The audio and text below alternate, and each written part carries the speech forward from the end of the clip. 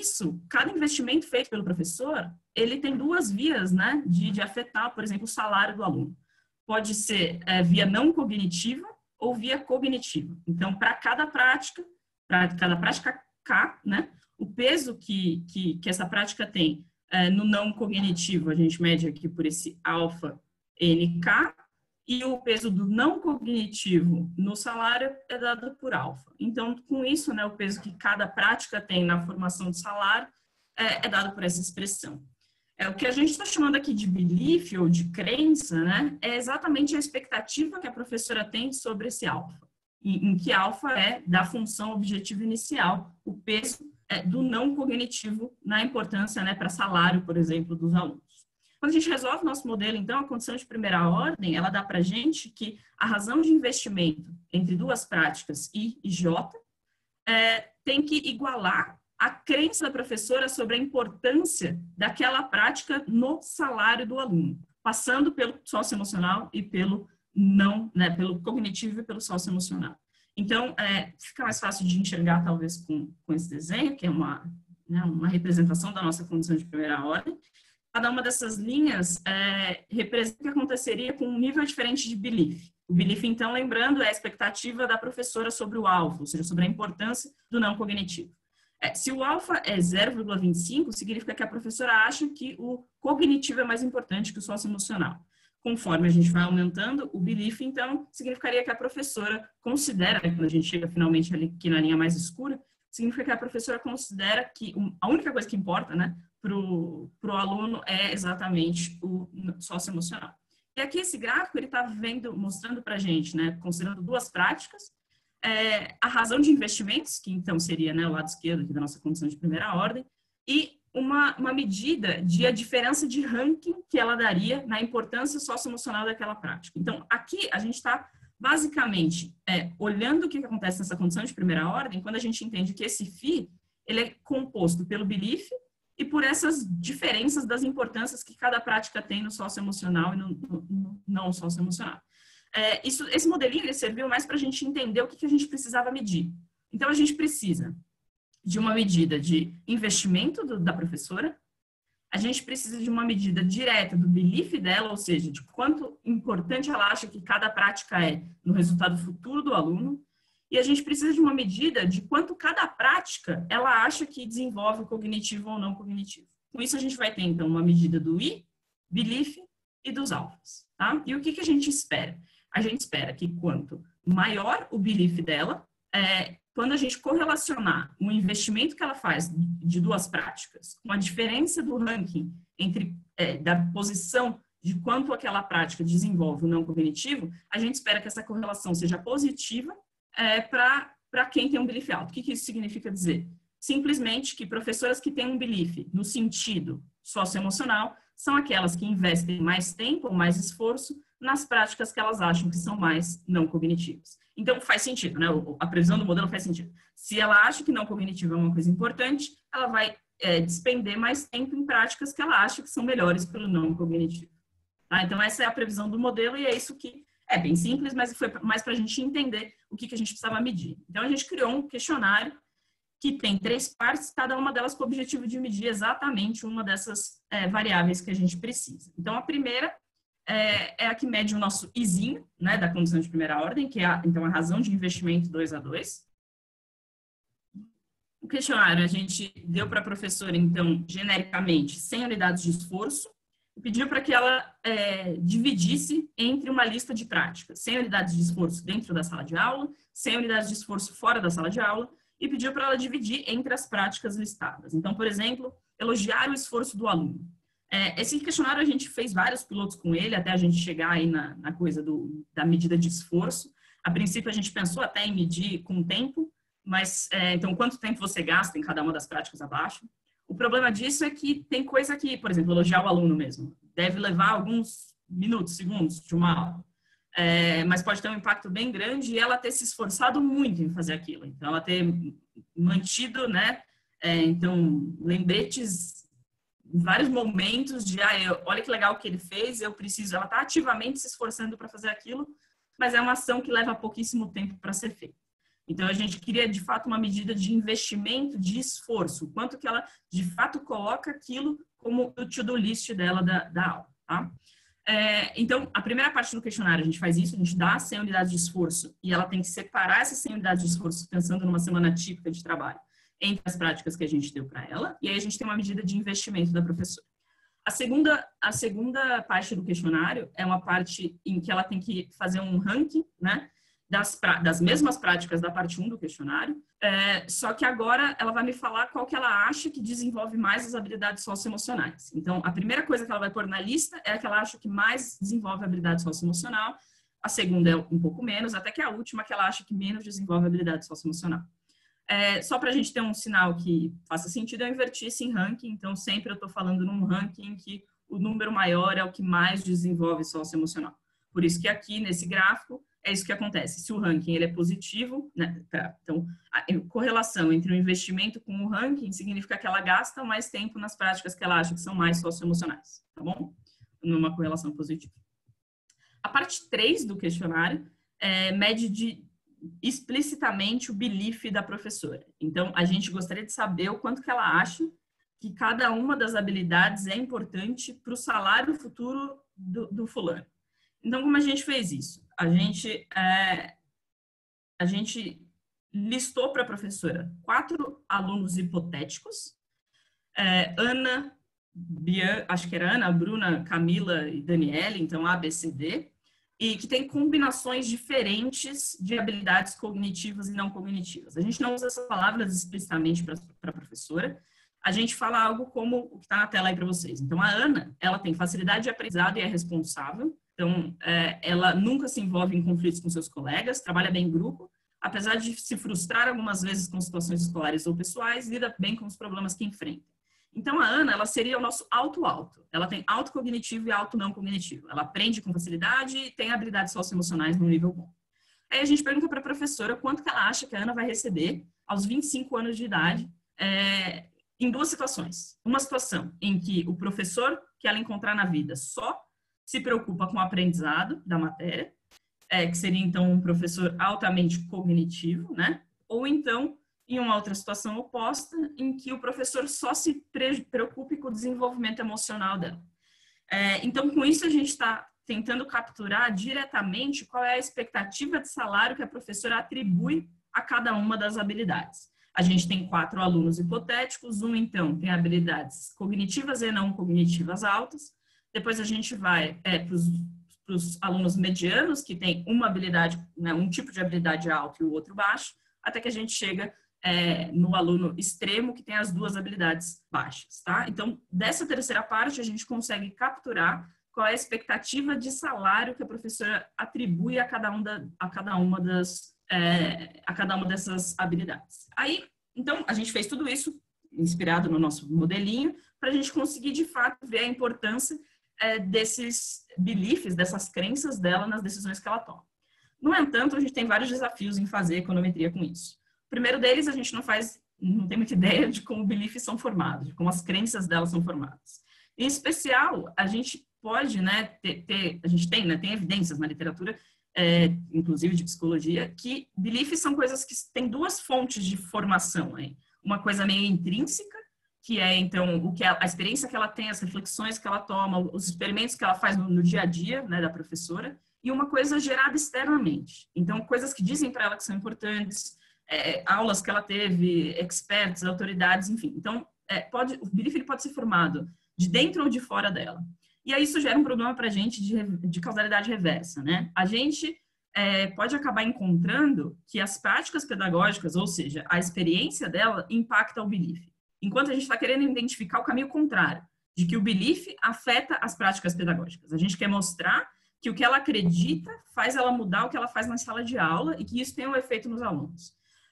Mas, como a gente não entende exatamente como o belief é formado, pode existir um problema de causalidade reversa, em que a experiência dela, ela faz tanto uma coisa que ela passa a acreditar que aquela coisa é importante. E isso é uma coisa que a gente não gostaria que existisse aqui. A gente lida com isso, então, fazendo um experimento. A gente seleciona aleatoriamente um grupo de professoras para receber uma informação, então, que vai ser um choque dessa informação externa sobre a importância do socioemocional. nos resultados futuros. Então, a ideia é mudar, né, o set de informações, o conjunto informacional da professora de forma exógena, né? Então, a gente selecionou aleatoriamente alguns professores para ver se esse choque, que seria, então, formado, né, de informações externas, se esse choque faz com que ela reaja de maneira a mudar o que ela faz em sala de aula e que isso tenha um efeito nos alunos. A gente, então, desenvolveu algumas mensagens, ao todo são 28 mensagens, 14 a gente chama de mensagens de tratamento, que são mensagens com pedaços de evidências da literatura bem genéricas sobre a importância do socioemocional. Então, as habilidades socioemocionais são valorizadas no mercado de trabalho na forma de maiores salários e menores períodos de desemprego. É um exemplo das mensagens que a gente mandou.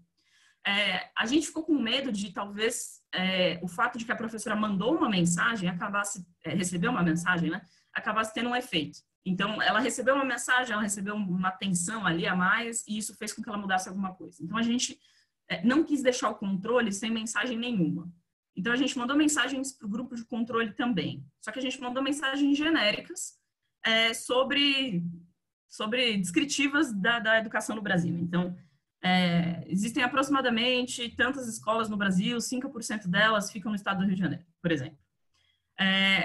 Para também não ter um problema de que talvez as mensagens de controle pudessem ter algum efeito aí inesperado, né, quisesse causar alguma reflexão, a gente mandou as mensagens de controle também para o grupo de tratamento. Então, o grupo de tratamento recebeu 28 mensagens, as 14 mensagens com informação socioemocional e as 14 mensagens genéricas, enquanto o grupo de controle recebeu apenas 14 mensagens. Eu sei que ainda pode ter um problema aí de intensidade, um recebeu o dobro de mensagens do outro, a gente entende que isso é uma possibilidade, mas foi uma forma que a gente tentou de minimizar o problema do conteúdo da informação versus simplesmente receber uma mensagem. A gente fez um grupo focal com essas mensagens, a gente testou elas em São Paulo, a gente mostrou todas as informações para professoras aqui em São Paulo, e a gente perguntou se elas estavam familiarizadas com a informação e se faria com que elas repensassem as práticas adotadas em sala de aula, e um percentual maior de professoras respondeu que sim, repensaria as práticas adotadas em sala de aula, quando estavam, né, apresentadas as mensagens de tratamento numa proporção maior do que nas mensagens de controle. Segundo desafio grande que a gente enfrenta tudo bem, a professora talvez ela tenha uma crença e talvez a gente mude a crença dela, mas será que ela sabe passar de crença para prática? Será que ela pode? Tudo bem, eu posso mostrar para ela que socioemocional é sensacional e ela concorda comigo, mas ela consegue fazer alguma coisa com essa informação? Então, a gente aproveitou que essa mesma amostra já estava no ano anterior, eu vou explicar isso melhor daqui a pouco, sofrendo uma intervenção socioemocional.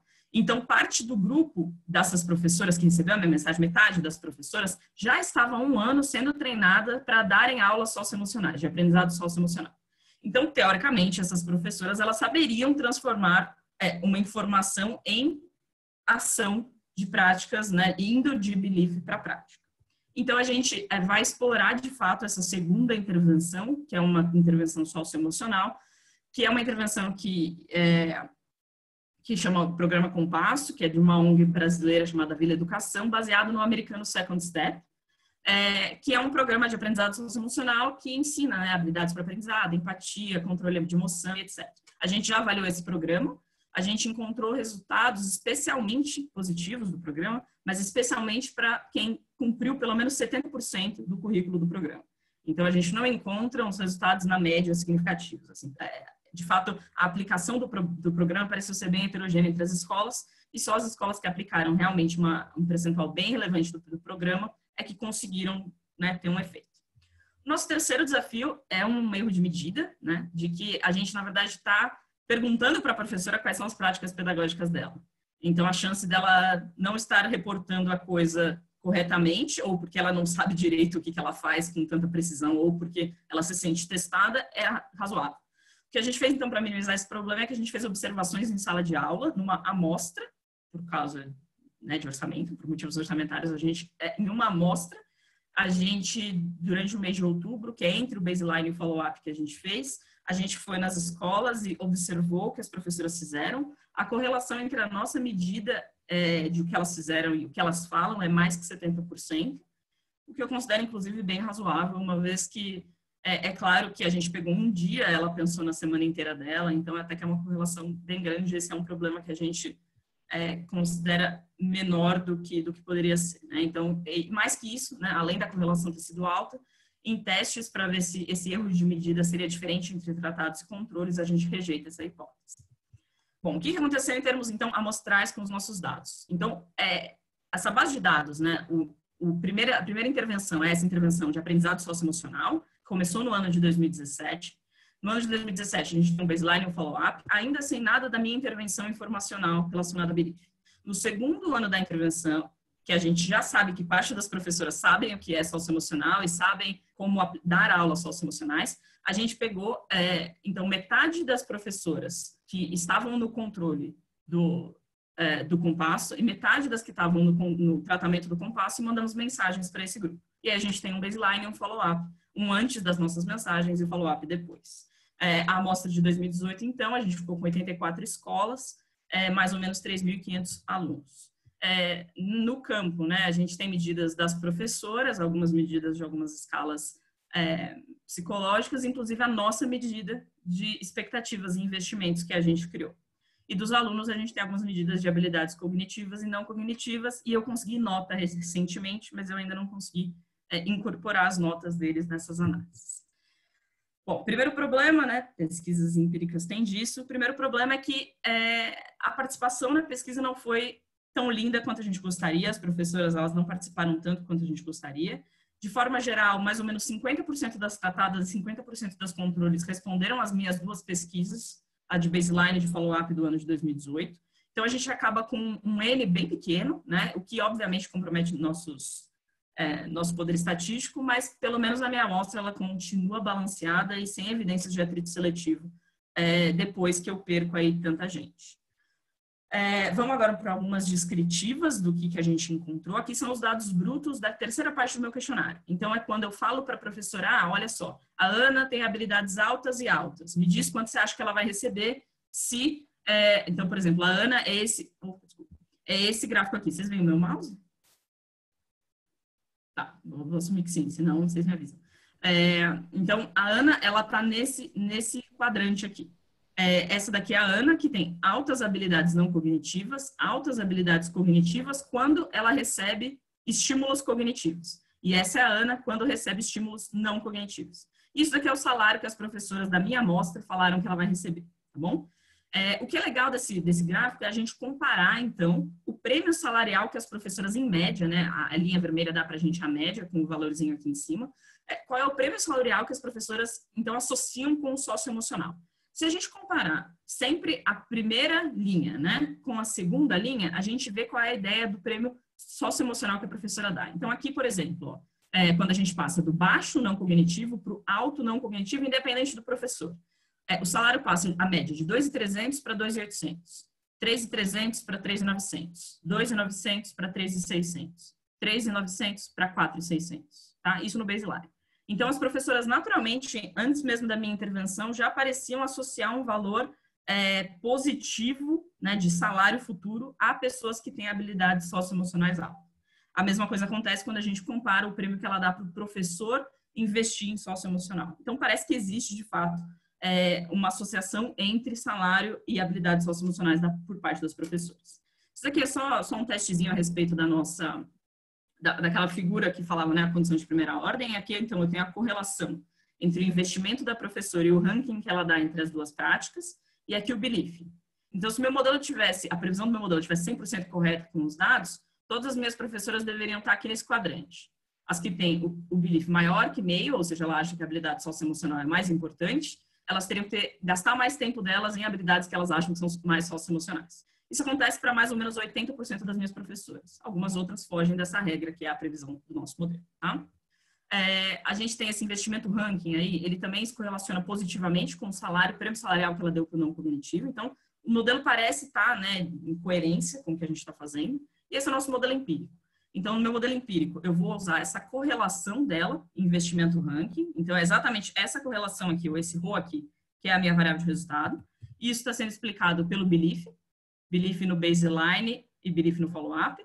Só que a gente tem um instrumento, né? A gente consegue escrever o belief como função da nossa mensagem de tratamento.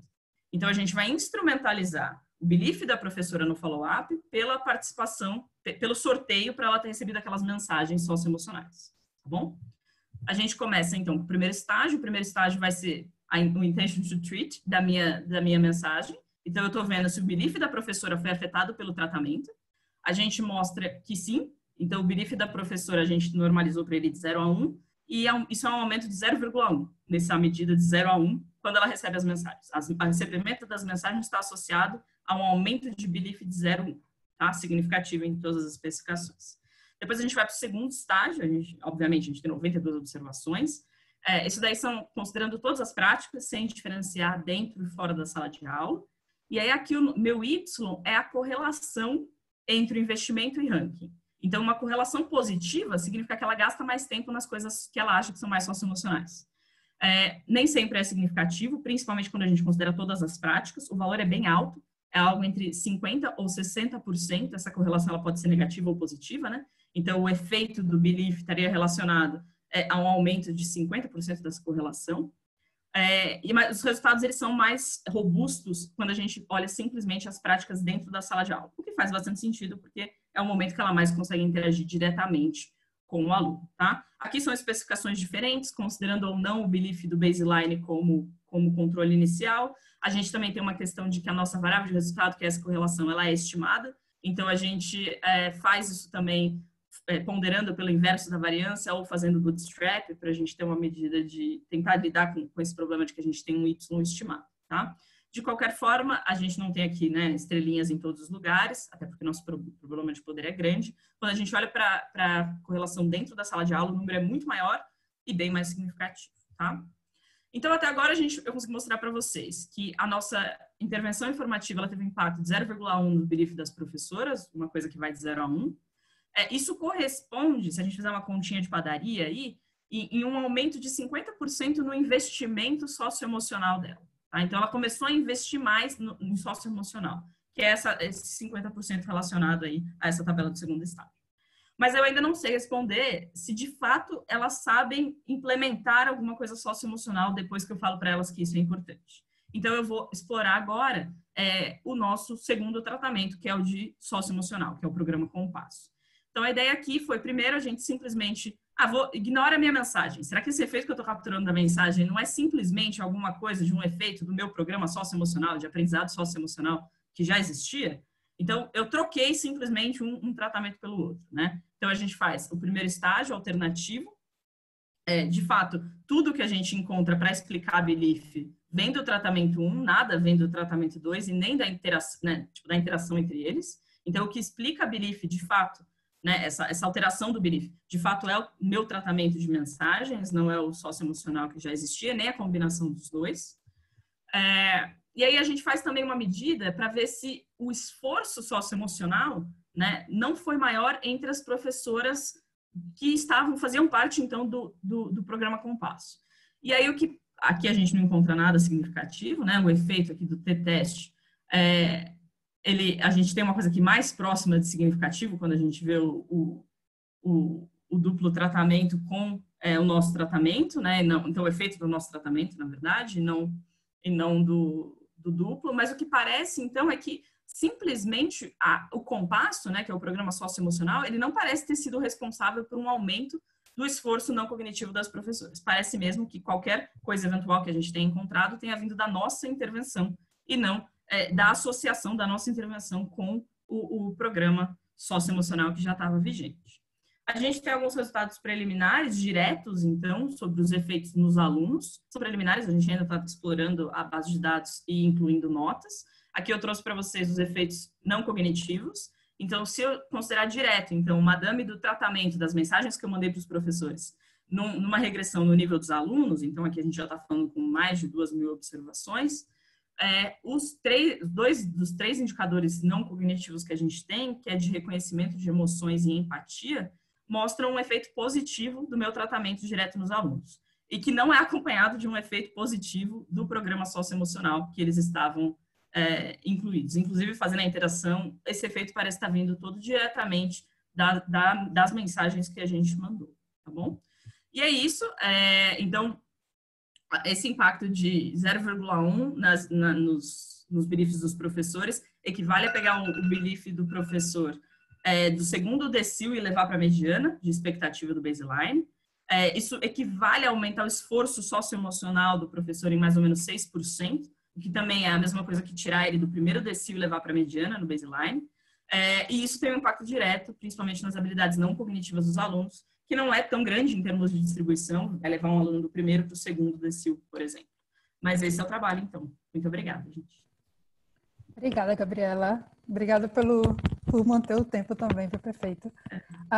A gente vai agora para a segunda parte, que é a parte das perguntas. Então, a gente tem já uma mão levantada, o Cláudio. Tem a primeira pergunta. E se alguém mais quiser fazer alguma pergunta para a Gabriela, levanta a mão virtualmente, que aí eu chamo mais tarde, tá bom? Beleza. Oi, Gabriela, obrigado. Super interessante. Duas perguntas rápidas. Primeira, o tratamento ele é no nível da professora, né? Do professor, não no nível da escola. Isso não ficou muito claro para mim. É no nível da escola. No nível da escola. No nível da escola. Da escola receberam. Entendi. Então, todos os professores da escola. E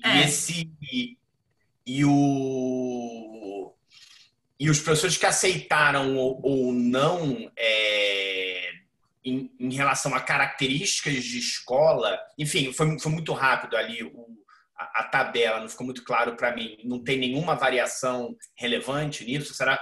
Vou te fazer duas perguntas, aí depois você responde as duas, talvez fique mais fácil. Essa era a minha primeira pergunta. A segunda pergunta tem a ver com essa questão, é uma questão mais geral, eu acho, né? Dessa questão de se os professores eles não sabem o que fazer ou eles não sabem se aquilo é relevante, né? Uhum. E aí não ficou muito claro para mim o tratamento que vocês dão, se afeta realmente só uma dessas coisas ou mexe nas duas coisas, assim, depende se você puder comentar rapidamente isso, porque acho que isso é uma coisa super, super importante. Sim. Primeira coisa, então, a gente definiu as escolas que iam receber a mensagem e aí as duas professoras que estavam na nossa pesquisa receberam a mensagem, não a escola inteira, tá? Então, são as professoras que estavam na pesquisa. Na pesquisa tinha duas turmas por escola. Mas a gente definiu no nível, como a gente não ia ter poder para fazer alguma coisa, talvez de spillover, nem nada assim, a gente resolveu mandar no nível da escola, se uma professora da escola recebe mensagem, outra recebe também. Entendi. Desculpa só te interromper. Mas aí no grupo de controle, quem é esse grupo de controle? Então, a ideia é assim, imagina que eu comecei o meu experimento lá no ano anterior, metade das professoras de tratamento, metade das professoras de controle do compasso, tá? Que é o programa de aprendizado socioemocional. Aí, o que a gente fez do primeiro ano para o segundo? A gente pareou as escolas em termos de belief e outras características dela. Então, depois do baseline, a gente pareou as escolas. Fiz, então, duplinhas de pares. E aí, eu separei um par para receber as mensagens, um par para não receber. Esse par que foi sorteado para receber, ele é composto de um tratamento e um controle do compasso. Então, é como se eu pegasse a minha amostra e dividisse em 4. Então, uma delas é duplo controle, uma é duplo tratamento, uma recebe mensagem, mas não tem aula socioemocional, outra tem aula socioemocional, mas não recebe mensagem. Tá bom? Tá, então, talvez, assim, só como sugestão para a próxima apresentação, acho que você botar um quadrinho desses logo no começo, acho que vai ficar mais claro, porque fica um pouquinho confuso entender esse tratamento ou não, se o controle é todo mundo em outras escolas ou não e tal. Tá. A tabela que você achou que eu passei rápido é exatamente a tabela que traz isso, na verdade. Que é a do take-up lá, que é da participação, né? Das professoras. Então, então, a participação das professoras, ela não foi lá muito boa, né? Mas isso daqui é a participação na pesquisa, entendeu? São as que responderam o meu questionário de belief. Sem elas, eu não consigo fazer o meu experimento, não consigo fazer, né, as minhas contas. Então, isso daqui não é ela ter aceitado receber a mensagem ou não. Isso daí todas receberam, coitadas, elas não tiveram muita voz nisso. Me deram o celular delas e eu mandei a mensagem. Mas isso daí é o quanto que elas resolveram responder o meu questionário. A gente mandou o questionário online para elas, a gente ficava enchendo o saco para elas responderem, mas nem todas responderam os questionários. Então, essa tabelinha ali, quando você vê o sample 100%, ela já dá a distribuição nos 4 grupos, tá vendo? A gente tem ali, então, as 2 primeiras colunas quem é tratamento na minha amostra original, no meu experimento de mensagens, e aí depois tem T2 igual a 1 é quem tem o aprendizado socioemocional, T2 igual a 0 é quem é controle do socioemocional. Então, eu deveria ter 42 professoras em cada uma daquelas 4 células. Mas aí eu acabo perdendo, né, uma galera em cada uma dessas células, eu acabo com 57% dos tratados originais, 54% dos controles originais da minha intervenção. Eu nem trouxe as tabelas de balanceamento e atrito, mas não tem nenhuma diferença significativa em nenhum dos grupos de quem eu perco. Mas isso é puramente atrito de não ter respondido o questionário. As mensagens elas receberam. Tá? E aí as mensagens, né? A última coisa que você tinha me perguntado sobre o conteúdo da mensagem. A ideia da mensagem era informar exclusivamente sobre a importância do socioemocional. A gente nunca cruza para a linha de como fazer isso. Então, a gente sempre falava, socioemocional é importante porque maiores salários, maiores notas, menor período de desemprego, todos esses fatos estilizados que a gente tem na literatura, mesmo no nível correlação. Então, a gente só informava a respeito de fatos estilizados que a literatura traz a respeito de socioemocional. Tá? Acho que eu respondi. Desculpa, só para a última coisa. Mas não te preocupa o fato que tem vários professores que não estão nem aí para salário, que não acham que educação de criança em educação infantil deveria olhar para salário e, consequentemente, não é esse o objetivo? Isso talvez até me preocupasse, né? Mas se você vê aquele... Primeiro que aqui não é infantil, né? É fundamental já, né? Mas, enfim, de qualquer forma, primeiro que a gente perguntou também para elas o máximo de escolaridade que ela achava que cada um ia atingir, cada um desses grupos. Então, a gente pegou um belief no nível salário, que é mais fácil de lidar porque é contínuo, e a gente pegou um belief também no nível de escolaridade máxima atingida, uma coisa bem relacionada. Mas aqui, esse gráfico que eu mostrei, ele é de baseline, antes mesmo das minhas mensagens. E ele já mostra que a professora associa salários maiores a quem eu falo que tem habilidades melhores, tanto cognitivas quanto não cognitivas, mas ela dá um prêmio maior para o não cognitivo. Elas acham que não cognitivo importa em salário, mesmo antes das minhas mensagens. Ok, a gente tem mais uma pergunta da Alessandra. Boa tarde. Alessandra Benevides.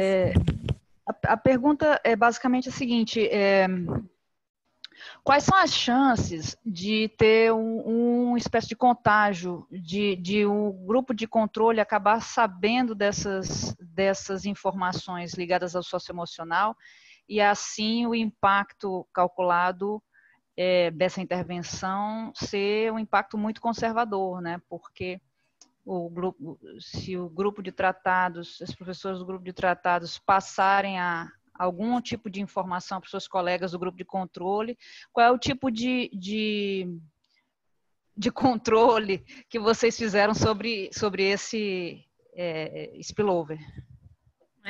Não tenho esse controle, né? Então, a gente consegue saber, eu não consigo saber com quem a professora conversou no informal, né? Então, se ela encaminhou aquela mensagem num grupo, eu simplesmente não tenho como saber isso. Então, a gente não consegue, de fato, controlar isso. Eu consigo controlar para quem eu mandei a mensagem, para quem eu não mandei. De fato, elas não ficaram muito felizes de receber a minha mensagem. Eu não sei se isso é bom ou é ruim, mas elas não gostavam tanto assim de receber o WhatsApp. Então, talvez isso indique que elas também não estavam lá tão empolgadas de fazer uma rede com a minha informação e sair encaminhando para outras pessoas, já que elas não queriam nem que eu mandasse, né? Elas ficaram meio bravas com isso. Mas de qualquer forma, eu acho que é um problema. Às vezes elas podem encaminhar para quem ela não gosta, né? Poxa, também não foi uma mensagem tão chata assim, né? Era lá. Não, tô brincando, é brincadeira. Imagina. Mas sim, pode ser que sim. Mas de qualquer forma, eu não consigo controlar isso, não tenho nenhum controle sobre para quem ela encaminhou uma mensagem de WhatsApp, né? Mas isso não joga contra, né, o que a gente encontrou, na verdade. Com certeza, seria um cálculo conservador se poderia colocar isso na apresentação, de repente. Muito obrigada. Legal. Obrigada a você. E temos mais a nossa última pergunta, que é do Caio. Tudo bem, Gabriela? Parabéns pelo paper. Obrigada, Caio. Eu estou com umas dúvidas, na verdade, eu vou te mandar por e-mail depois. porque eu acho que não daria tempo de tratar tudo aqui. Uma primeira pergunta que eu tenho diz respeito a se vocês estão preocupados, por exemplo, com o ruído, a quantidade de ruído na resposta dos professores para a construção dos rankings. A gente tem uma pesquisa em andamento, por exemplo, com extensionistas, em que a gente solicitou também para que eles fizessem ranking de práticas de gestão de empresas para a gente, e a gente descobriu um ruído gigantesco. Né? Então, uma alternativa seria talvez perguntar para a mesma pessoa várias vezes, talvez 2, 3 vezes, para ver se ele é consistente na resposta. E aí você consegue, talvez, identificar a quantidade de ruído, caso de erro de medida que você pode ter nesse indicador. Então, é mais uma legal. Eu tenho a resposta delas 2 vezes, né? Eu tenho a resposta delas 2 vezes sobre o mesmo ranking. É que é uma antes da mensagem e outra depois, mas pelo menos dá para tentar fazer algum tipo de estudo assim usando o controle, né? Exato. Muito bom. Uma outra diz respeito ao que você chamou de belief, de crença. Eu vi que vocês coletaram vários indicadores relacionados a beliefs dos professores. Vocês conseguem saber, por exemplo, se usando laço ou alguma coisa relacionada a machine learning, quais beliefs, por exemplo, teriam maior poder preditivo em learning ou rendimento escolar? E aí, frame o seu experimento com os professores utilizando aquelas práticas de gestão pedagógica que são mais prováveis de ter impacto em indicadores de interesse para vocês? A gente, por enquanto, não. A gente não fez nada assim. A gente acabou, recentemente, faz umas 2 semanas, eu consegui as bases de notas dos alunos, nota, fluxo, frequência escolar, que são coisas bem legais da gente medir, né? E aí, talvez a gente consiga fazer uma coisa um pouco mais complexa ainda nessa direção que você está sugerindo, sim. Legal. E aí, por fim, desculpa, não quero monopolizar aqui. Seria interessante você discutir um pouquinho mais sobre questão de poder, já que você teve você tem, primeiro, para começar, você não tem muitos clusters, né? Você tem 42, com Imperfect Compliance. Aí seria interessante discutir um pouco, você já tem informação disso, né? Qual que é o Intercluster Correlation, como que isso afetaria suas estimativas, implicação para o IV, etc.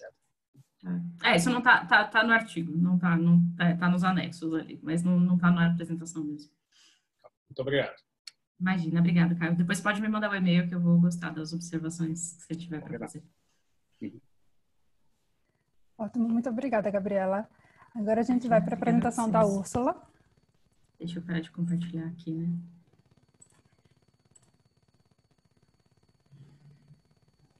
Posso ir? Acho que você está com acesso à Úrsula.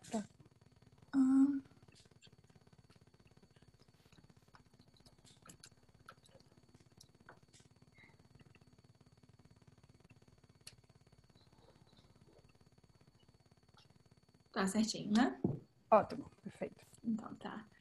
Bom, primeiramente gostaria de agradecer a oportunidade, é uma grande alegria apresentar para uma audiência de conhecedores tão profundos das instituições brasileiras, é algo que eu não tenho essa oportunidade, né, tão frequente, então estou muito feliz. E esse artigo é parte de uma agenda maior de pesquisa que eu comecei durante o doutorado, em que eu busco estudar o efeito de diferentes políticas de acesso ao ensino superior no Brasil, com um foco especial na política de cotas de ação afirmativa.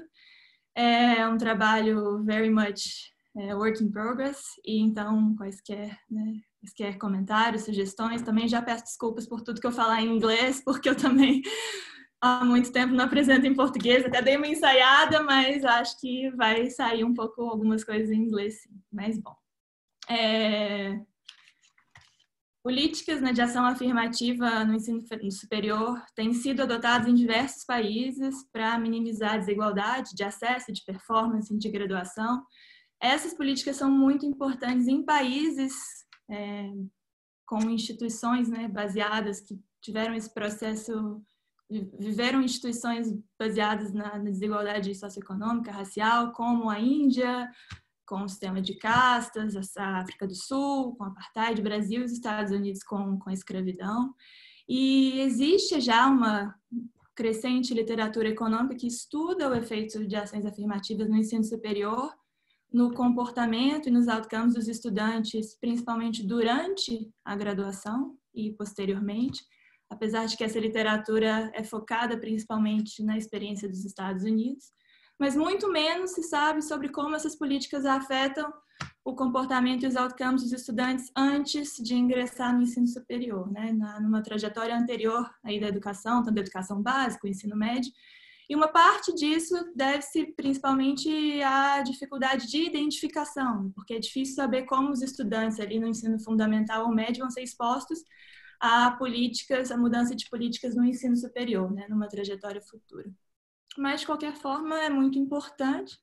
E já existem alguns papers que tentam, né, se mover para esse efeito, para ver qual que é esse efeito nesse momento anterior da trajetória educacional dos alunos, para analisar esses efeitos, esses welfare effects, né, das políticas de ação afirmativa.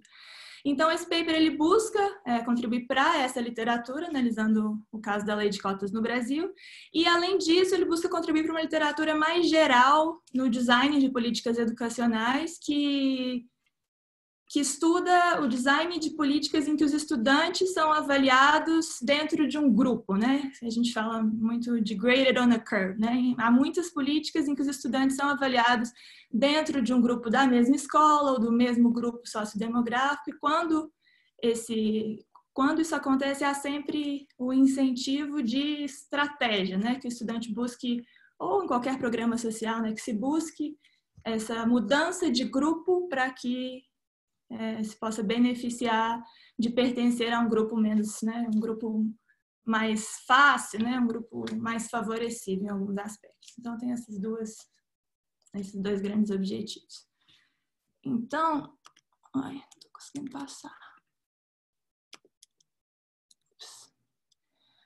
Então, como todos sabemos, em 2012, o Congresso Nacional aprovou a Lei de Cotas, que estabeleceu que 50% de todas as vagas de cada curso e de cada instituição federal de ensino superior tem que ser destinado aos estudantes que estudaram integralmente o ensino médio em escolas públicas.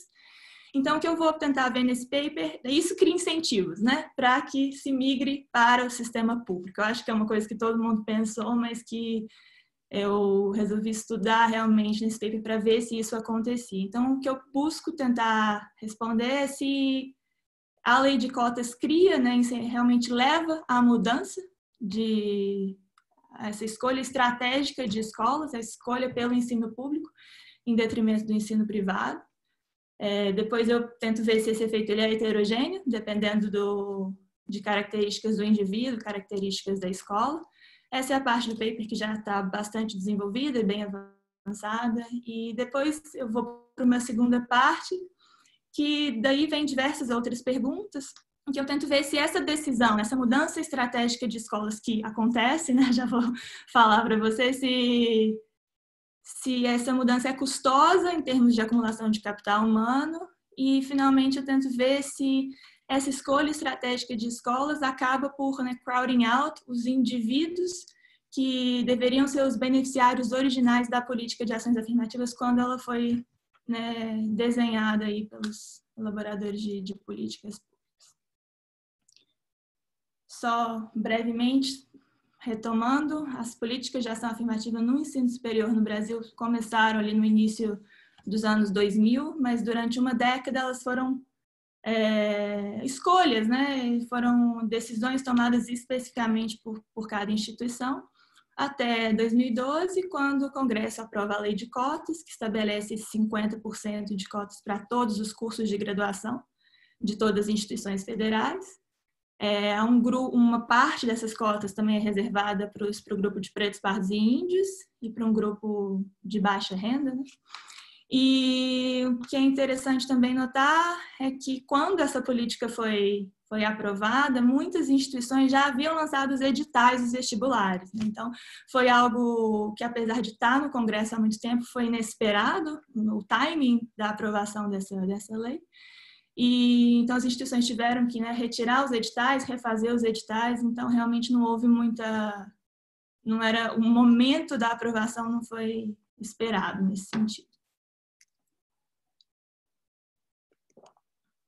E aqui é um gráfico, uma figura, só para mostrar aqui no eixo Y, era o nível de cotas de cada bolinha uma instituição, de cada instituição federal em 2012, né? Então, o que eu quero mostrar aqui é que em 2012, antes da lei de cotas, havia já várias instituições que já tinham 50% de cotas, aqui é cota para estudantes de escola pública.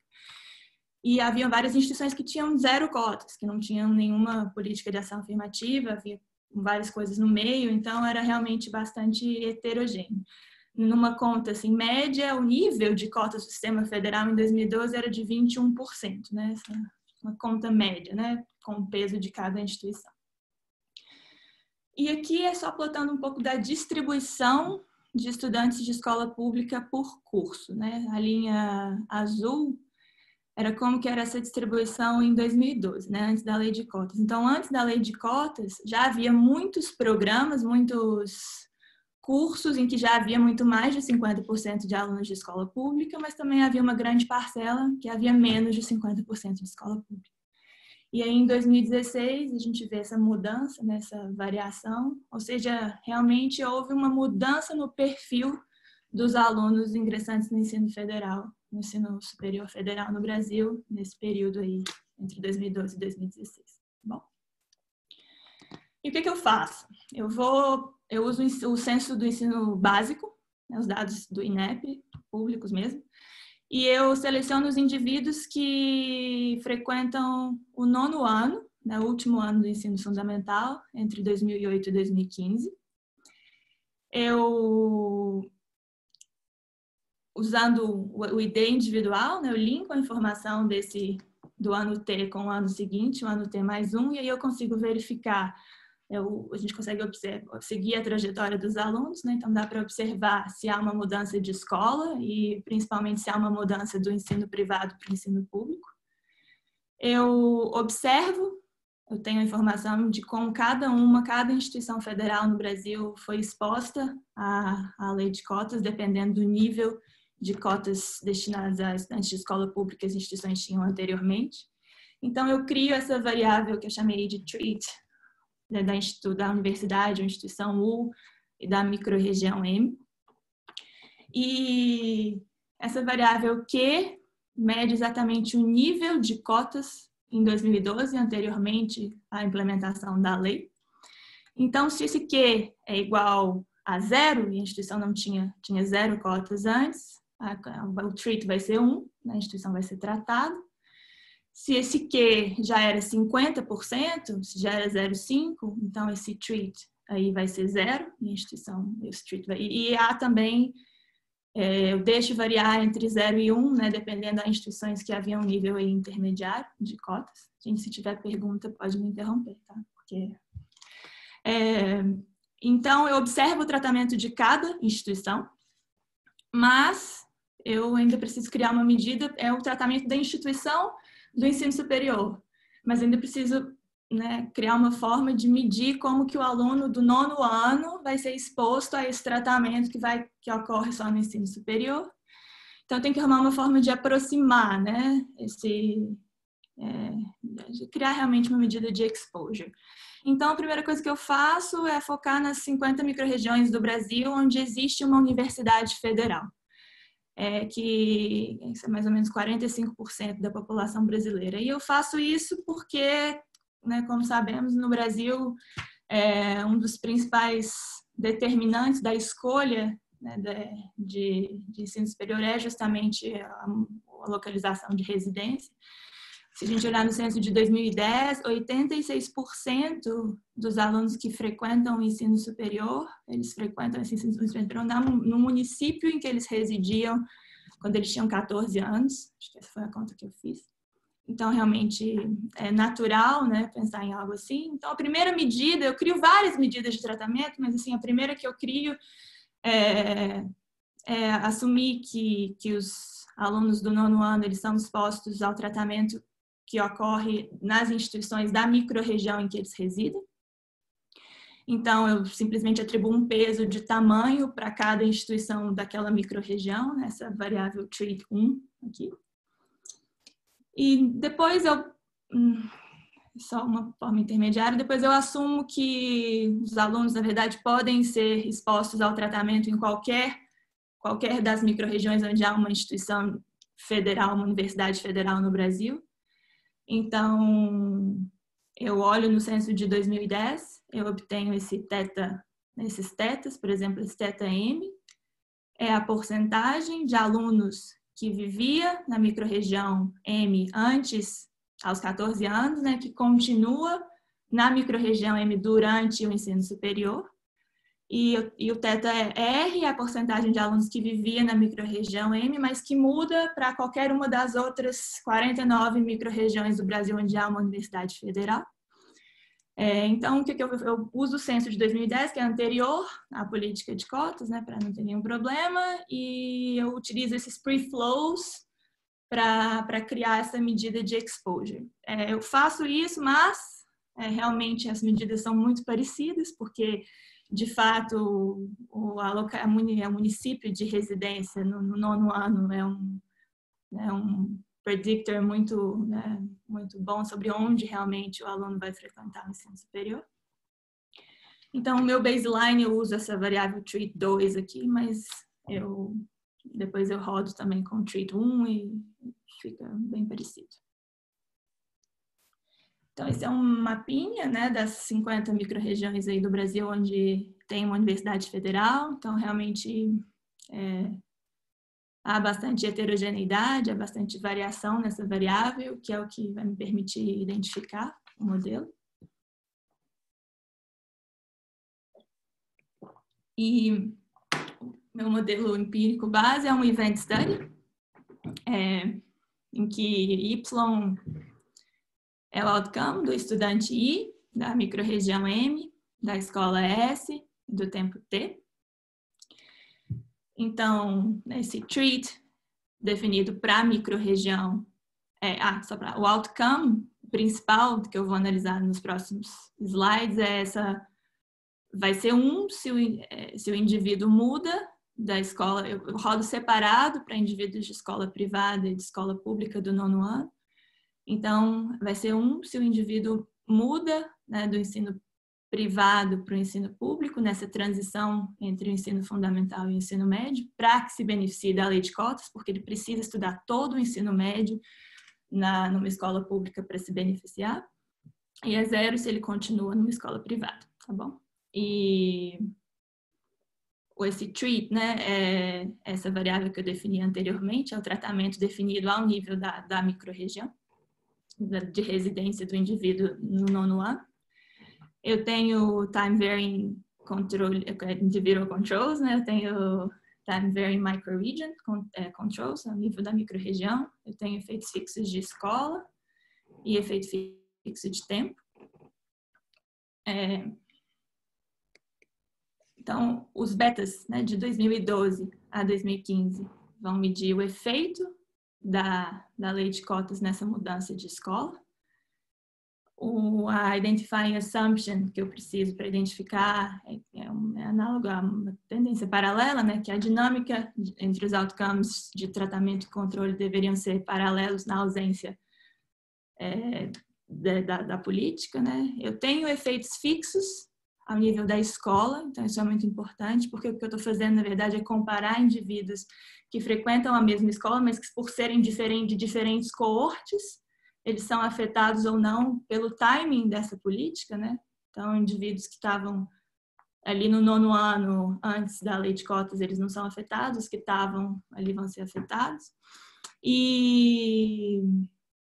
Mas, além, né, eu tenho um threat aí nesse modelo, que é a presença de time varying characteristics que eu não posso observar, né, que eu não consigo controlar, mas por isso eu também incluo no Event Study esses anos anteriores, né, a 2011, que são os betas de 2008 a 2010, e que vão tentar testar essas tendências paralelas nos anos anteriores à implementação da lei de cotas. E aqui eu mostro os resultados básicos, né, da primeira estimação. Então, em azul eu vejo a média mudança realmente do ensino privado para o ensino público, nessa transição. E o efeito, ele é bem, assim, é bem claro, ele é substancial, inclusive. Então, a primeira coorte que eu espero que seja afetada é exatamente a de 2012, que na verdade tem um pouco tempo, né, para reagir. É uma coorte que recebe essa informação já no final do ano acadêmico e tem 2 meses ali para decidir se vai mudar de escola. Então, a gente realmente tem um efeito, mas é um efeito menor. E é um efeito que aumenta para as coortes seguintes, né, 2013, 2014, mas que varia ali entre... Há um aumento nessa mudança de escola privada para escola pública, para o ensino médio, que vai ali de 16% até 43%, em resposta à lei de cotas. É uma mudança estratégica para que buscando esse benefício, né? Buscando essa possibilidade de estudar no ensino superior federal. E entre, né, os betas de 2008 a 2010 são próximos a zero, insignificantes, o que corroboram, né, a hipótese de identificação. E em vermelho, a linha vermelha tenta medir se há algum efeito na mudança de escola pública para privada, né, se há alguma redução, mas essa mudança já é muito pequena desde o baseline, né, mais ou menos só 2% dos indivíduos muda de escola pública para privada, então não vejo nenhum efeito aí. Depois eu tento ver algumas heterogeneidades, as coisas ficam um pouco mais noisy quando eu começo a ver os grupos, mas primeiro por etnia, então em azul é o grupo de pretos, pardos e índios, que é o grupo que tem cotas específicas, né, destinadas a esse grupo. Então esse aumento ele é concentrado, ele é quase o dobro ali para os indivíduos, para os pretos, pardos e índios em comparação com os brancos. Depois eu tento ver a heterogeneidade ao nível da escola. Então, é um efeito que é concentrado principalmente em escolas privadas de um nível socioeconômico baixo. Então, esses indivíduos que estão mudando de escola, eles vêm dessas escolas privadas que são mais pobres, não vêm das escolas privadas de alto nível socioeconômico. Depois eu tento ver por qualidade de escola, fica mais nós, eu não tenho informação para todas as escolas, porque eu uso a nota do Enem da escola, né? Então não tem de todas. Mas também há aí uma evidência de que esses indivíduos vêm, principalmente essa mudança de escola vem de indivíduos que estudavam nas piores escolas privadas, né? E por último, que eu não consegui fazer o gráfico, mas eu estimo com os dados anteriores à política, a probabilidade de que um indivíduo de determinada escola ingresse no ensino federal, né, depois da conclusão do high school. Então, o efeito, essa primeira coluna, é onde eu vejo só as escolas em que a probabilidade, se você frequenta essa escola, a probabilidade média, né, que o estudante dessa escola consiga ingressar numa instituição federal é menor que 5%. Então, a grande parte, né, do efeito vem justamente dessa parte da distribuição. Quando a probabilidade é maior que 15%, que é uma probabilidade muito alta, não existe praticamente mudança de escola para essas escolas, né? Então, o que tudo isso diz é que realmente há uma mudança substancial e a mudança ela ocorre exatamente onde eu esperava vê-la, né? Nas escolas mais pobres, nas escolas piores em termos de qualidade, nas escolas onde o indivíduo tinha uma menor probabilidade de frequentar o ensino superior federal depois, né? Então, essa mudança realmente parece ser em resposta a essa oportunidade maior de frequentar o ensino federal posteriormente. Depois, o que eu faço... Ana, eu não estou controlando o tempo, então se você puder, por favor, depois me falar quando eu tiver... Sim. Tá, 10 minutos. Então tá. Nunca dá tempo, né? Mas, bom, o que eu faço aqui é um triple differences, né? Pode ser que que mesmo, né, mesmo controlando, fazendo teste de tendências paralelas, pode ser que tenham diversos fatores que atuem diferentemente, né, nas micro-regiões de controle e tratamento, que atuem justamente ali no período de implementação da política de cotas. Isso, né, eu não consigo testar, mas o que eu consigo fazer é um triple differences, né, que além de comparar controle e tratamento antes e depois, eu consigo comparar também a mudança, utilizar a mudança de escola de indivíduos que mudam ali do primeiro ano do ensino médio para o segundo ano do ensino médio. Porque os indivíduos que mudam ali nessa transição, eles podem mudar, se essa mudança é afetada, ocasionada por outros fatores, né, que, por exemplo, choques locais, choques econômicos, políticas educacionais locais, esses indivíduos poderiam mudar de escola, mas eles não poderiam se beneficiar da lei de cotas por essa mudança de escola. Então, eu uso esse grupo, né, adicional. Então, eu faço aí uma triple interaction, né, que além da interação entre o tempo e o tratamento e controle, eu incluo essa dummy, que vai ser 1, se o indivíduo está mudando da nona série, do nono ano para o primeiro ano do ensino médio, pode se beneficiar da lei de cotas, e ela é 0 se o indivíduo está mudando ali da série 10 para 11 e não pode se beneficiar da lei de cotas. E os resultados, eles ficam, na verdade, bem parecidos. O pattern, né, dos resultados é o mesmo. A magnitude também é muito parecida, com exceção ali do ano de 2014, que ela é um pouco inferior. Mas os resultados, eles são muito robustos também, a especificação de triple differences. Então, eu defini esse tratamento de muitas formas diferentes, utilizando, inclusive, algumas formas, utilizando as diferentes, né, shares ali de participação de estudantes de escola pública em cada curso de graduação de cada instituição. Então, eu fiz muitas coisas diferentes, mas os resultados, eles são muito robustos. Inclusive, os resultados que eu mostro, eles são muito conservadores. Né, de outras formas de definir o tratamento, os resultados a magnitude é maior, mas o pattern é sempre o mesmo. Então, há um efeito, né? Essa parte aí do paper eu já tenho, assim, bastante confiança de que isso está acontecendo, mas daí surgem muitas outras perguntas, né? E é o que eu tenho trabalhado. E a primeira delas, assim, é o que acontece, né, com esses, pelo menos para mim, o que acontece com esses estudantes, né? Eles estão se mudando para escolas públicas, mas eles estão mudando para escolas públicas que são parecidas com as escolas privadas que eles frequentavam anteriormente, ou são escolas que mas são apenas públicas, ou elas são escolas piores em termos de qualidade. Então, é o que eu tento ver, assim, em primeiro lugar.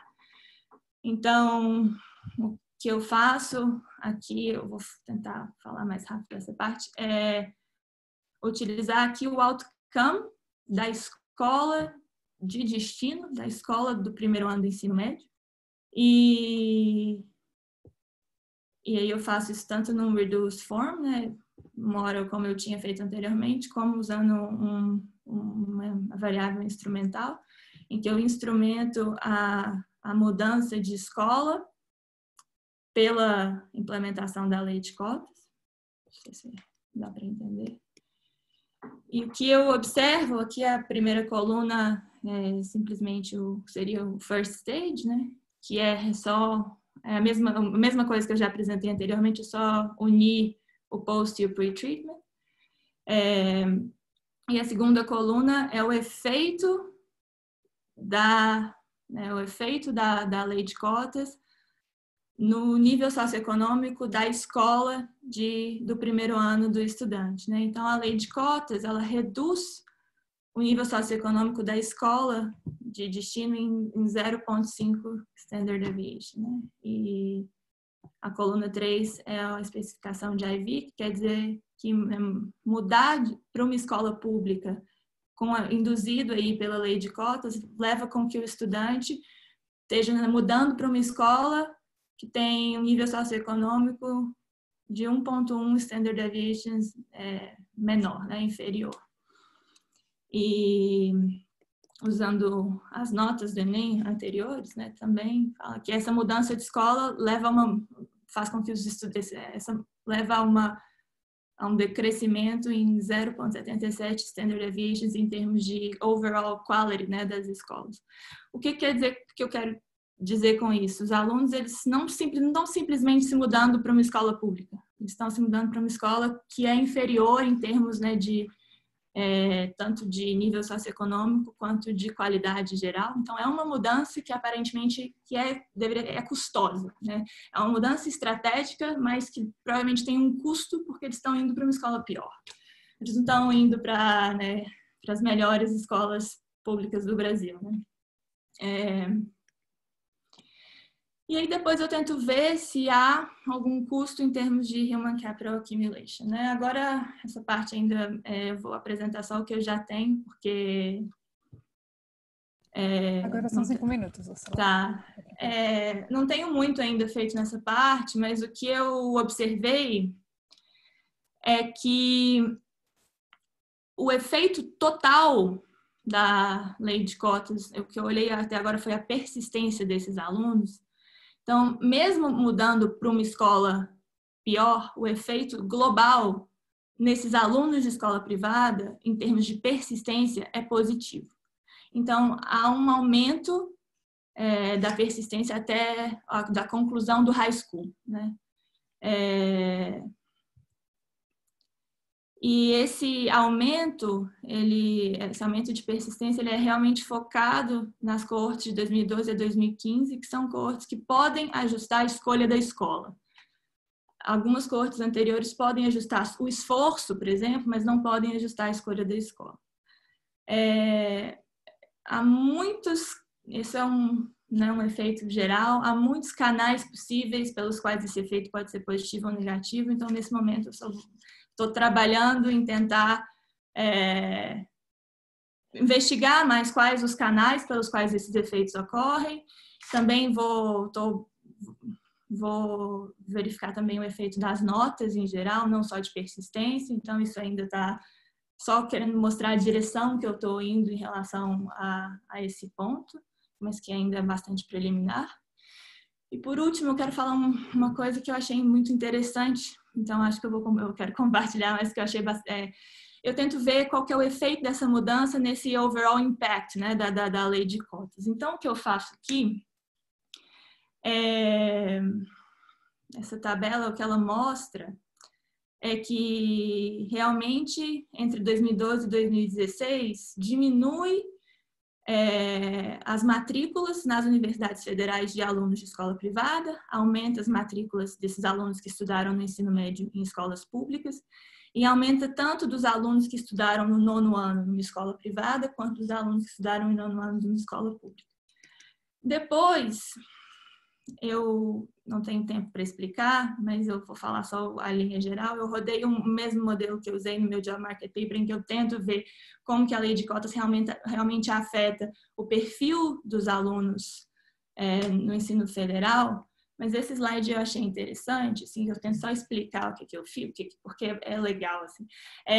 O que eu observo é que entre todos os alunos do ensino médio de escola pública, 4% desses alunos vêm de um 9º ano da escola privada.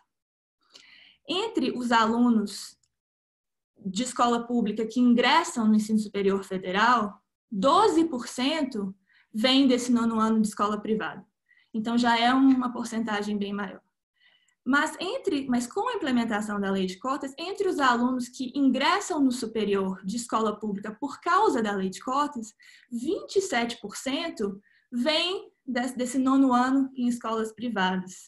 Ou seja, mesmo sem a escolha da escola, sem esse ajuste de escolha da escola, a lei de cotas já desproporcionalmente beneficia os alunos que vieram de um ensino fundamental das escolas privadas, né?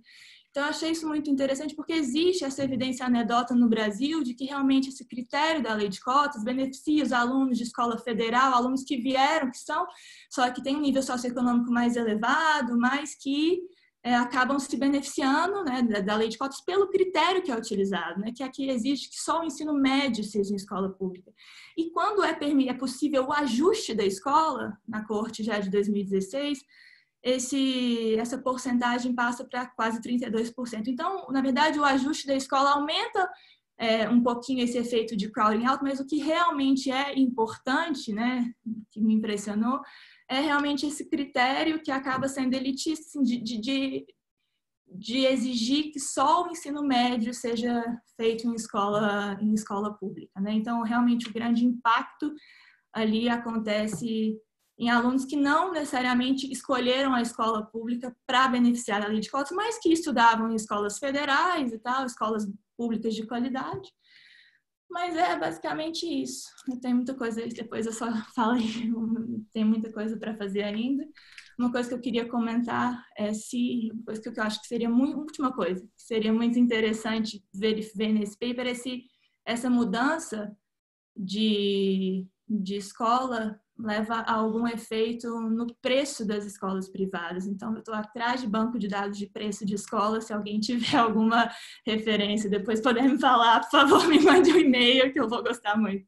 Obrigada. Pronto, só isso. Obrigada, Úrsula. Interessante. A gente tem uma pergunta do Paulo primeiro e depois do Cláudio. Se alguém tiver alguma outra pergunta, por favor, levanta a mão, tá bom? Obrigada. Paulo. Obrigado. Boa tarde. Paulo Meia Nascimento, do IPEA. Bom, Úrsula, parabéns pelo seu trabalho. Muito bom. Eu estou na minha lista de to read esse seu paper há algum tempo. Mas gostei bastante da apresentação. Eu tenho algumas coisas a pontuar, eu pergunto, né, 3 perguntas aqui a fazer. Uma é que me pareceu que é 2011 que você colocou como o ajuste da escola, né, ou não. Você colocou, parece que você botou 2012 já como os alunos fazendo o movimento a partir da lei de cotas. Mas a lei de cotas veio já no segundo semestre e afetaria talvez a decisão de escola para estudar em 2013, não em 12. Queria que você explicitasse isso, porque eu não entendi muito bem, porque 11 que foi a linha ali que você colocou. Outra coisa, nos gráficos que você mostra, parece haver uma tendência de mobilidade para as públicas antes da lei de cotas. São poucos anos para afirmar isso, mas parece já haver um movimento antes. E aí, em que medida você pode olhar se isso havia mesmo e que fatores poderia estar causando isso, né? A gente sabe, por exemplo, que a lei de cotas não determinou que houvesse, não foi assim, determinou que houvesse as cotas, mas não foi determinante para que houvesse cotas antes. Havia cotas antes em algumas instituições, então isso já estaria acontecendo esse movimento por haver. Você conseguiu identificar as regiões em que havia instituições que já ofereciam cotas e diferenciar essa tendência aí que você capturou? Tem uma questão também que pode estar por trás disso. Eu imagino que preço ou renda não, mas tem uma outra questão aí que é a expansão dos institutos federais. Os institutos federais, inclusive, acho que entram na sua amostra como ofertantes do ensino superior, eles ofertam educação básica também. E esse período foi um período, na época da lei de cotas, que também estava vindo a expansão dos institutos federais. E, então, será que essa tendência antes tem a ver com a expansão dos institutos federais? Não sei se você teve alguma curiosidade de olhar isso, né, para capturar um pouco o que seria essa tendência antes da lei de cotas também, né? E outra coisa, se haveria heterogeneidade na mudança de escola, né, no tipo de público. Assim, você mencionou que o público que mudou de escola, fez essa estratégia de mudar no ensino médio para pública, em geral foi para públicas piores, né, com resultados aí, acho que do Enem que você colocou, piores. Mas, por nível socioeconômico, mudava o tipo de escola também, porque nem todas as escolas públicas são necessariamente piores do que essas piores escolas privadas que você disse que a maioria era originário, né? Então, até coloco o exemplo também dos institutos federais, né? Houve alguma diferenciação por... Eu sei que é difícil identificar quais seriam essas escolas públicas melhores, mas pelo menos separar os institutos federais. Houve, por nível socioeconômico, uma preferência, né, algum tipo de escola pública nessa decisão de mudar do ensino médio para as públicas. E também você falou que recorrentemente você menciona que a coorte antes de 12 não teria essa opção da mudança de escola. Mas por que não, e novamente colocando a situação de que antes da lei de cotas já existiam muitas universidades públicas, federais inclusive, fazendo esse movimento de adotar cotas, né? Então, seria interessante, não sei se você chegou a fazer, de identificar nas microrregiões que você fez se existiam as instituições que faziam isso. Porque aí sim, o público dessas microrregiões já tinham, na verdade, um incentivo para fazer esse movimento que você identifica seu peito. É isso, muito obrigado. Obrigada, Paulo. Tentei anotar essas perguntas, vou ver se eu consigo responder todas. Bom, sobre o ano 2011, né? Na verdade, é só uma questão de notação, que eu realmente, a primeira coorte que eu espero que seja afetada é a que faz a mudança de 2012 para 2013, né? No nono ano, eles estão no nono ano em agosto de 2012 e aí eles têm esses poucos meses para decidir mudar de escola ou não. Então, eu fiz o que você falou, eu acho que talvez a anotação, eu só chamei, né, de que essa coorte é a coorte de 2012.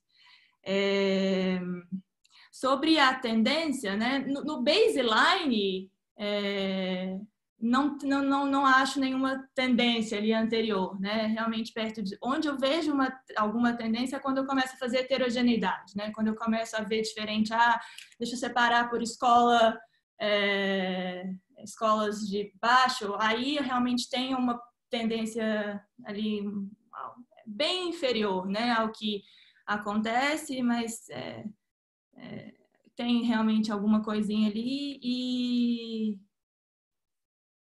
e sim, eu preciso, né, estudar um pouco melhor se isso é decorrente já de alguma adoção localizada de política de ação afirmativa nesses anos anteriores, né? Mas o que eu posso dizer é que tem que olhar a base de dados, mas a adoção é bastante, não há um padrão, né, de adoção de ação afirmativa comum assim entre as microrregiões nesses períodos anteriores, né? É algo realmente localizado. Eu acho que entre 2010 e 2012, acho que 2 instituições só no Brasil inteiro avariaram alguma coisa na política de ação afirmativa, mas eu tenho isso mapeado direitinho e eu posso, né, talvez deletar fazer algum robustly que eu deleto da minha amostra essas microrregiões em que há alguma mudança nesses anos que eu uso para testar tendências paralelas. E Úrsula, só te interrompendo rapidinho, a gente tem mais 2 perguntas e alguns minutos. Tá. Bom, eu acho que as principais perguntas eram essas, assim, eu realmente acho que é relevante verificar a mudança, só uma coisa geral, essa mudança que eu observo, ela é substancial. Então, e vem das piores escolas privadas. Então, normalmente esse perfil de aluno não é o perfil de aluno de escola federal, né? Das melhores escolas brasileiras. Esse perfil de aluno de escola federal é o perfil que está realmente competindo com as melhores escolas privadas para esse acesso. Então, eu entendo que é por isso que, sim, essa mudança realmente é uma mudança mais ampla, né? Mas eu ainda preciso realmente estudar melhor essas escolas de destino. Sempre me perguntam também, mas as escolas aumentam a capacidade, elas têm espaço, elas não têm? Então, tem muitas perguntas ainda que eu preciso responder. Obrigada. Agora a gente tem uma pergunta do Cláudio e depois uma da Fernanda. Eu acho que a gente só vai conseguir responder, utilizar essas 2 perguntas. E se vocês tiverem outras... Vamos lá. De repente eu vou fazer 2 comentários, aí passa para a Fernanda. Você não precisa responder as minhas, não. São mais 2 comentários ou 2 coisas para você pensar, Úrsula. Muito, muito legal, gostei muito. O primeiro ponto é um ponto, acho que talvez um pouco mais geral, que é que você assume que quem está indo da escola pública para a privada podia pagar a escola privada, né? Você vê milhões de famílias no Brasil que fazem um esforço totalmente absurdo de colocar seus filhos numa escola privada exatamente pela possibilidade de entrar na universidade. E, na verdade, elas podem estar better off não pagando esse dinheiro na escola privada. Então, assim, esse pressuposto de que principalmente em escolas privadas de baixa qualidade, que no Brasil tem muitas, né? Você vê muito disso. Então, esse é um comentário, digamos assim, mais geral, que eu acho que você não pode assumir isso ex ante. A segunda coisa que eu acho que seria muito legal saber quem são essas pessoas que passam de uma escola para outra, e eu acho que a única maneira de você fazer isso com os dados brasileiros seria você, basicamente, usar os dados da Prova Brasil identificados, onde você conseguisse olhar quem muda de escola, e você sabe as características socioeconômicas do pai e da mãe, etc., de forma que você saiba esse aluno marginal que está mudando de escola, qual é o perfil socioeconômico dele, entendeu? E eu acho que, pelo que eu sei, essa seria a única forma de você fazer isso. E o terceiro comentário é mais um comentário, na verdade, de peer effects, né? Então, você pode imaginar que, por exemplo, a gente pensaria que essas pessoas estão, tipo, se aproveitando do sistema, seria uma maneira de ver isso de maneira negativa, mas muito possivelmente você pode ter um peer effect positivo, na verdade, de escolas públicas, que agora você tem alguém lá que mudou porque quer entrar na universidade, está com gás, etc., que pode gerar um peer effect positivo em outras pessoas que estão lá que agora também vão querer entrar na universidade e tal, porque tem essa pessoa com drive ali do lado, né? Então, acho que uma agenda, não sei se nesse paper ou num paper futuro de peer effect, seria super interessante. Obrigada, Cláudio. Super de acordo. Só uma coisa que realmente é a mudança da escola privada para a pública, né? Realmente pode ser que esses alunos sejam uma matching muito melhor para o ensino público, na verdade. Por isso, então, na verdade, a escola é pior no sentido, né, overall, mas pode ser que o matching seja melhor, né? Então, o efeito para o aluno, eu não assumo que ele é positivo, porque nessa literatura tem sempre o efeito de school quality, mas de matching também, né? Então, e tem também o peer effect, que acontece depois, realmente tem muitos canais, e realmente é um pouco complicado ver o que eu consigo responder e o que realmente fica só de referência, e essa questão do SAEB tá na lista, tô só esperando a sala segura abrir depois da pandemia. Tá? Obrigada. Ótimo, agora a gente vai para a pergunta da Fernanda. A minha também é bem rápida, eu estou sem câmera, Úrsula, então muito legal ver o trabalho, a gente já conversou bastante sobre esse trabalho no passado. São assim, mais 2 comentários. Eu não me lembrava daquele resultado em que você olha o efeito do tratamento sobre o nível socioeconômico da escola, né? E o seu primeiro coeficiente me parece normal, ou seja, eu esperaria que esses alunos fossem para a escola com um nível socioeconômico mais baixo, mas a interação com o tratamento é um pouco surpreendente. Eu não sei se você pensou um pouco sobre isso. E daí o segundo comentário, você falou no final a história de preços de escola privada, né? Eu também nunca achei uma base de dados bacana para fazer isso, mas talvez principalmente em cidades menores no Brasil, né, a gente pode imaginar que as escolas privadas estão operando meio num break-even, né? Então uma coisa que você poderia olhar com senso é se você observa fechamento de escolas privadas que possam estar relacionados com esses movimentos. Tá? Então, se você quiser pegar as outras perguntas, não é nada urgente aqui, mas só queria falar que achei muito legal ver o progresso desse trabalho e você pensar nessas 2 coisinhas. Obrigada. Obrigada, Fernanda. Sim, pois tem uma parte nova, né, que a gente ainda não conversou, mas muito bom escutar esses comentários e essa ideia do fechamento das escolas, eu vou fazer isso sim. Obrigada, não tinha pensado. A gente tem uma última pergunta do Hugo, acredito.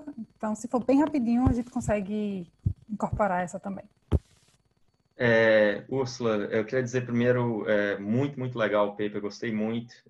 Não tem muita coisa para dizer, não. Eu só acho que nessa discussão sobre o custo dessa realocação dos alunos da escola privada para a pública, talvez ficasse interessante se você pensasse nisso sobre a luz de um Roy Model, em que os pais estão colocando os alunos da escola pública e privada e agora está mudando o valor relativo de você colocar um menino na pública.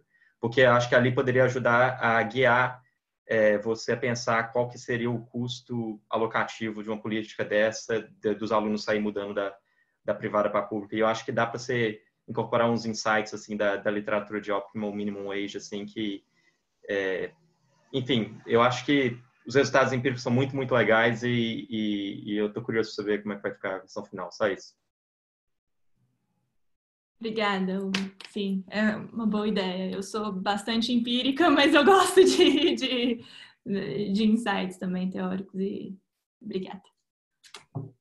Ótimo, então, obrigada a todos. Eu acho que foi uma sessão muito interessante. Eu até não queria cortar as pessoas falando, porque realmente foi uma discussão ótima. E até a próxima semana com os outros seminários, então. Obrigada. Tchau, tchau. Muito obrigada, gente. Obrigada, boa tarde.